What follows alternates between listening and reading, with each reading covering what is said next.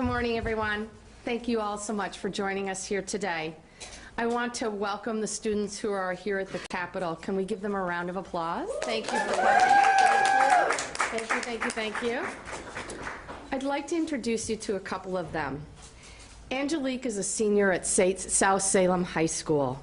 The daughter of immigrant farm workers, she has seen firsthand the devastating effects of climate change, crop shortages and layoffs due to wildfire smoke, health risks due to heat waves, and the danger of working in extreme weather events.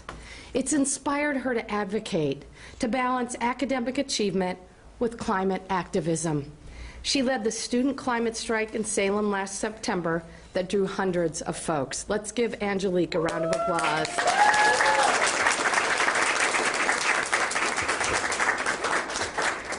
Charlie is a sophomore at Cleveland High School. He's been coming to the Capitol since he was in 6th grade to testify in support of climate action. That's 5 sessions of waiting for adults to take action. 5. I'm proud that today we are putting an end to that count. Thank you, Charlie.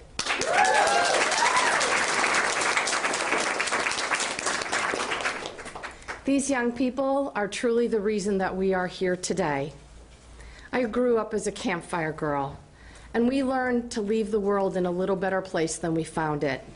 And in my career as an advocate and public servant, I've tried to do that every single day. And while today's young people are also encouraged to make our world a better place, our planet is running out of time. I've heard it loud and clear from young people across the state. Climate action is crucial and it's urgent.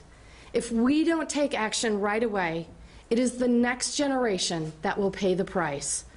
Neglect on our part will mean their loss, and that is simply unacceptable. From the beginning of this conversation regarding climate change, I have been very clear.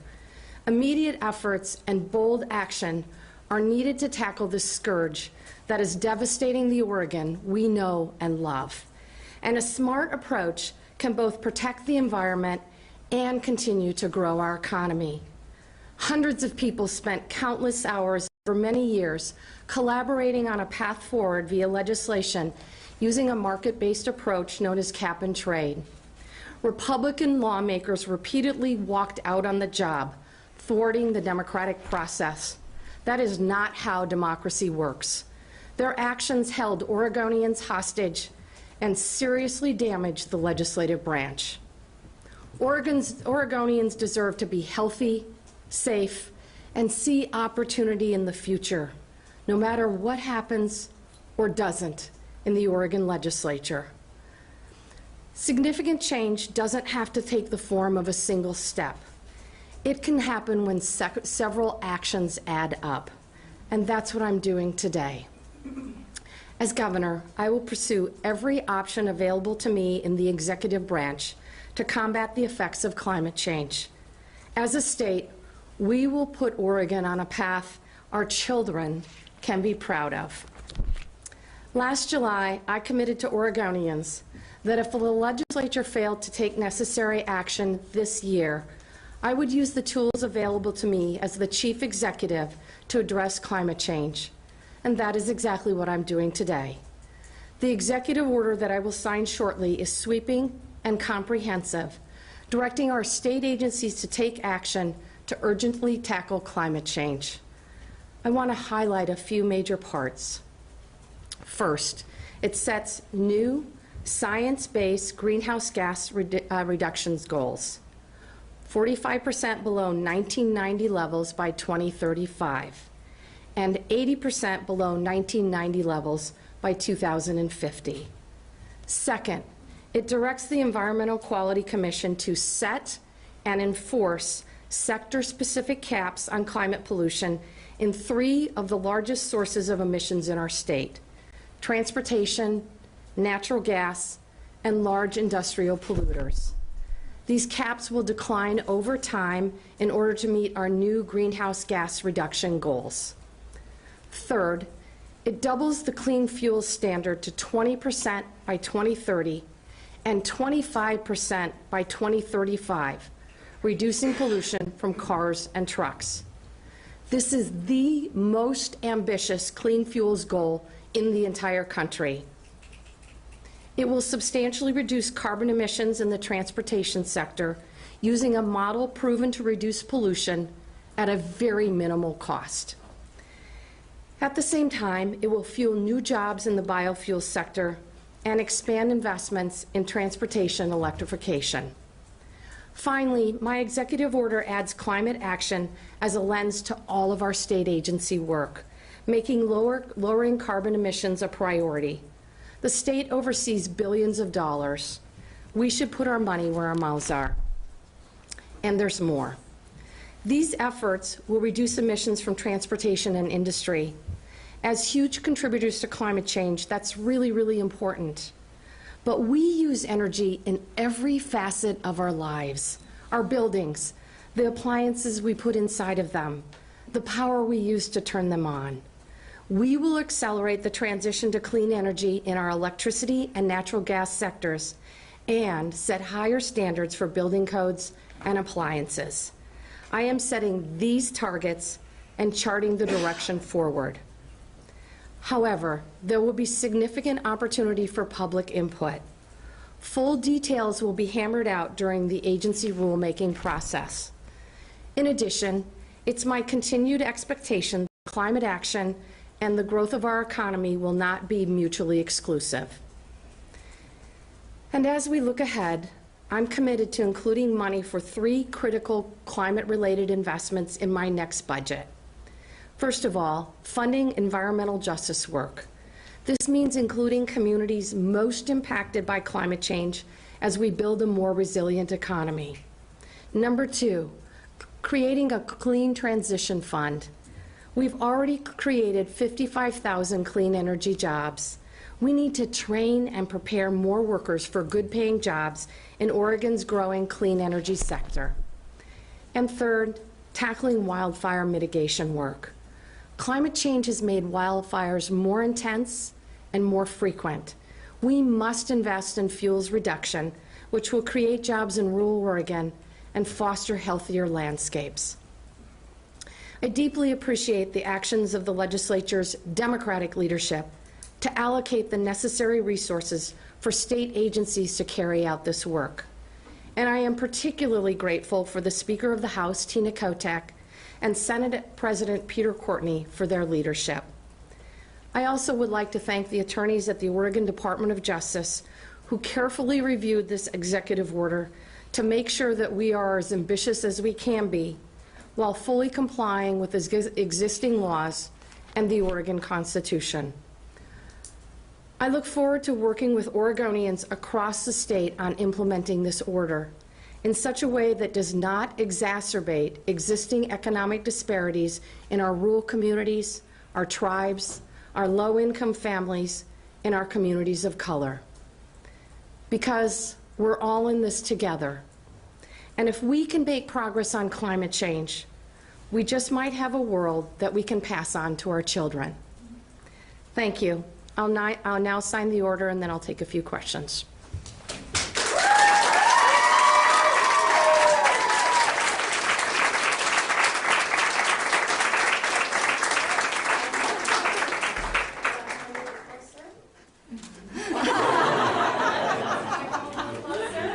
Everybody scoot in. Scoot in. We want you all in the photo. We want your beautiful faces in the photo.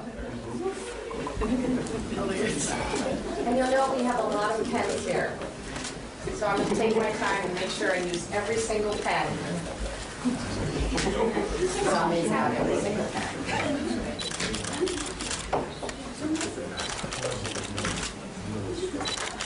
I want you to be able to prove to your teachers that you were doing something very useful today. That's really helpful. Okay, we got Cleveland High students. We have South Salem High, the Saxons. Who else do we have? Newport High School. Newport High School, great. Who else? Sunset High School. Willamette University, go Bearcats. Walport Middle School, great. Anybody else? You're 5, you're not quite in school yet, right? you have a preschool? You have a preschool? Do you like your preschool? Good. Well, tell your preschool teacher you were doing something very important today.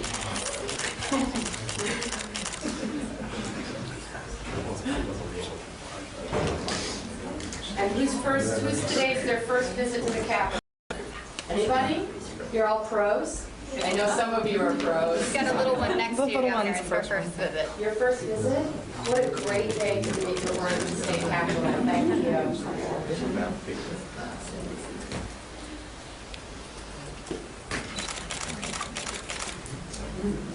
I hope we have enough time for everybody.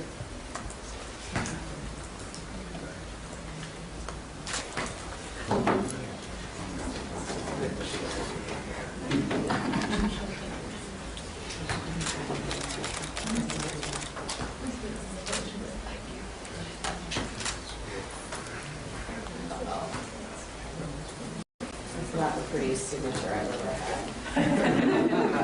Pretty stuff.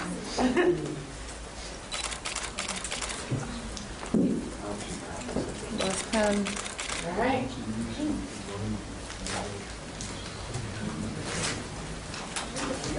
Executive Order 2004. There you have it.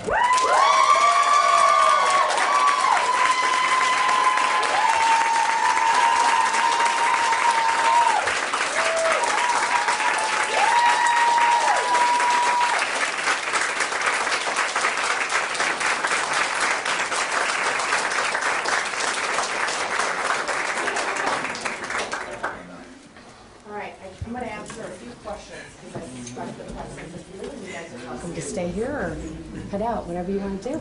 So we're going to take a few questions. It's getting a little bit warm in here, so we'll be quick. But members of the media, please. Can I just ask, what are you going to do if there's a legal objection to this?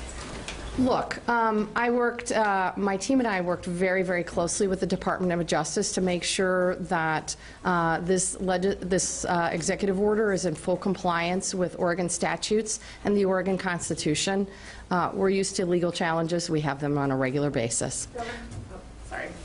Claire. Will a legal challenge delay the implementation of the order? Well, I anticipate we've got probably several months of a public rulemaking process, and a legal challenge is not likely to come until after that.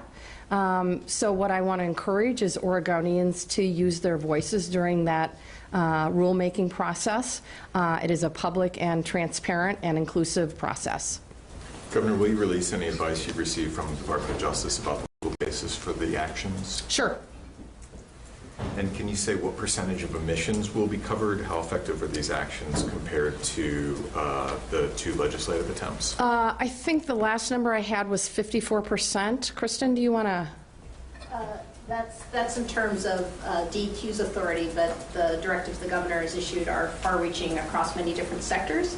So it's a different approach to emissions reduction that will put the state on a trajectory to meeting those goals by 2035 and 2040. It's the same Governor, goals. does this executive order increase the reduction in greenhouse gas emissions to 80% of 1990 levels, where it used to be 75% by 2050? It's the same emissions reduction goals in Senate Bill 1530.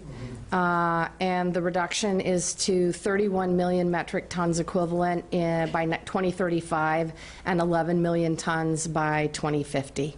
And just a note, we'll make Kristen available to members of the media that want to delve into the details of the EO afterwards. Governor, there were calls for you to take this action after the first walkout. Why did you wait for a second time? First of all, I thought it was a priority for there to be a collaborative process around the legislation. I spent a significant amount of time meeting with stakeholders on both sides of the issue. We made substantial changes in response to the concerns that were raised in 2019. We had broad support for the legislation and frankly had a majority in votes in both houses, both the House and the Senate. I thought it was important for the legislature to give it another try, and they did exactly that. Unfortunately, the Republican walkout has caused me to take executive action. Governor, could you contrast a little more this with Senate Bill 1530 and what it does and doesn't do, and what else you would like to see the legislature do and when? So there are two different approaches. Senate Bill 1530 was an economy-wide approach. I still believe that's the right approach, but the tools available to me as an executive through executive action are by sector, reducing greenhouse gas emissions. What I don't have the ability to do as the executive is create a carbon market. In terms of whether the legislature will move forward on a cap and trade approach, that is certainly in their hands at this point in time. But these young people have been waiting for years. They deserved action. I committed to Oregonians in July of 2019 that I would take executive order if the legislature failed to act, and I am keeping my commitment to Oregonians. Governor, 1530 has some provisions to protect trade-exposed businesses. Does this order have any similar provisions? Look, I'm very committed that we can continue to tackle climate change as well as continue to grow our economy. I've been working collaboratively with a number of businesses across the state that are committed to reducing carbon emissions, and I will continue that work, and I will ask my agencies to do that as well. Governor, will there be an analysis of the economic impact on Oregonians as a result of this order? I anticipate that that is one of the factors that will be taken under consideration through the rulemaking process. Governor, one of the issues that came up at the E-Board yesterday was whether the EQC and DEQ would have hearings on the rulemaking process throughout the state. Is that something you will ask them to do? I will certainly support that.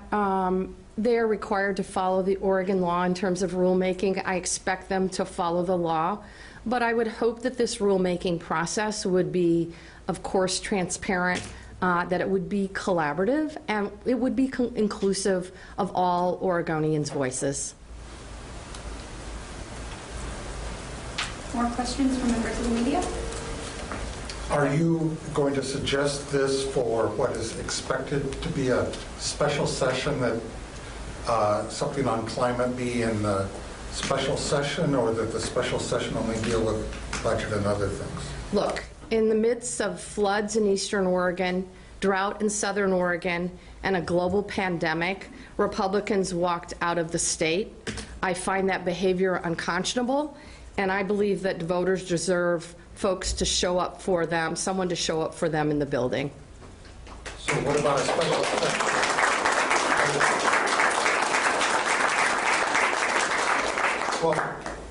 Well, what would this be on your agenda for a special session? This particular With climate change legislation. I'm going to continue to tackle climate change with every tool that I have in my toolbox. I think this executive order is extremely bold and aggressive. Whether or not the legislature moves forward on climate change, it is in their hands at this point in time.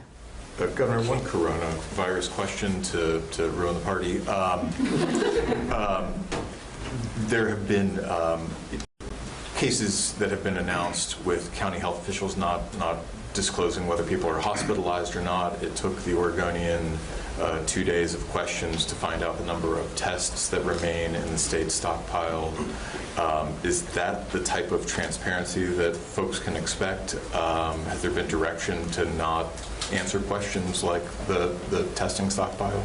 Look, I am very committed to making sure that Oregonians receive as much information as possible. As you know, I've been giving daily updates, and certainly my team has as well. OHA will update the numbers later this morning. Right now, I have 14 presumptive positive and 165 negative, and the Oregon Health Authority is telling us they have the kits that they need. There are new supplies being delivered from the CDC today. This is a balancing issue. I know that one of the families impacted, that both media and neighbors have showed up on that family's doorstep. Not only is that a violation of their privacy, it interferes with our public health officials to do their work. So I think it is critically important that we maintain families' health privacy in this state, and I'm committed to doing that. Further questions? I have one. Would spending money defending the executive order in court be better spent or reserved elsewhere, like protecting against spread of the virus? The short answer is no. But if opponents to my executive order are really concerned about the cost of litigation, particularly Republicans, they should have stayed in the Capitol and completed their work and done their job.